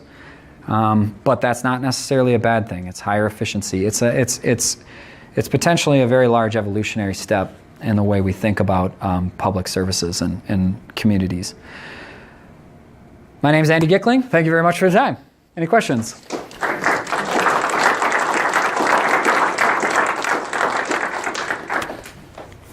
5 minutes long. Anybody? Anybody questions? It's a lot to digest, but A very basic one. yeah. If you've got dollars and you want to invest in bitcoins, how do you do that? Go get oh man, everybody asks me that. I want to get in. How do I get in? It's really simple. Go to Coinbase.com, attach your bank account, trust Coinbase. They're one of the world's largest online exchanges. I trust them. Hook your bank account up. Hook a checking account up with not that much money in it. And then you can transfer money directly in and out of Bitcoin, Ethereum, Litecoin, and Bitcoin Cash are all supported on Coinbase. But then you're going to have to download that wallet. No, Coinbase is completely cloud. You just go to you just go to the website. You don't need to hold your coins personally. Only if you have a lot of cryptocurrency value do you want to really consider increasing your security level by holding your coins offline. So Coinbase is a world leader in this space, and I trust them. So definitely just go on to Coinbase's website. It's an American company. But then there's a lot of tax implications that you have to be aware of. And you have to kind of follow the tax journey for this because it's changing. The tax rules are set in place, but they're going to change. And so I would encourage you, if you start investing in cryptocurrency, to actually consult with your tax attorney or tax accountant when you file your taxes. Any other questions? Go ahead. Initially, you talked about blockchain, the fact that the ledger cannot change, and then you talked about applications like the EHR application and the title and that kind of stuff. What happens in cases whereby you need to actually change the attributes, like say for instance the name change? Somebody gets married. Yep, that's a great question. I've thought about that. So in an EHR system, how do you manage changing a name?